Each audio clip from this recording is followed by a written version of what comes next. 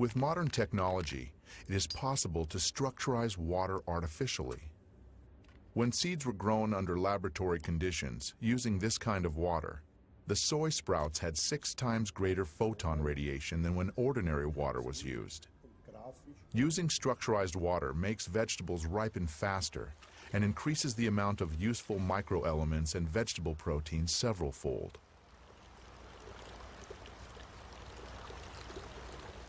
If we look at the shoots, the treated ones were long, even, and strong, while the untreated ones were short, thin, and weak.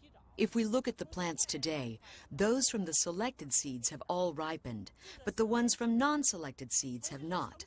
We have to say that using structurized water really does affect the growth of vegetables and fruits. For the purposes of irrigation, 20% less of this type of water is needed than when using ordinary water.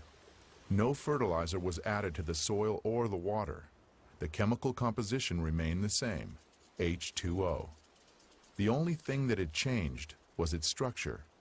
At the present time, scientists can answer the question of how this happens, but science does not yet have an answer to the question of why.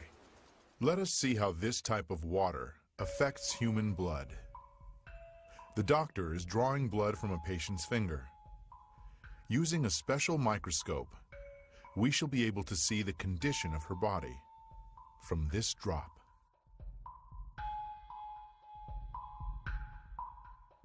These are red blood cells, and they've lost their electrical charge, so they're all stuck together in a formation called a rouleau. Here's a huge symplast.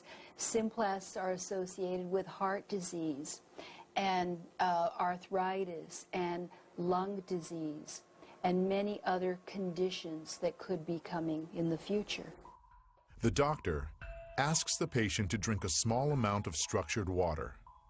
After 12 minutes, the doctor again draws blood from the patient and studies it.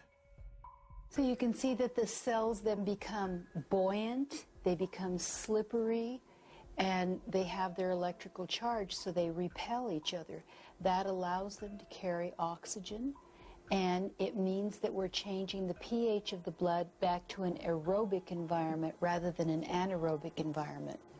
I think that's utterly amazing that just drinking water could do that.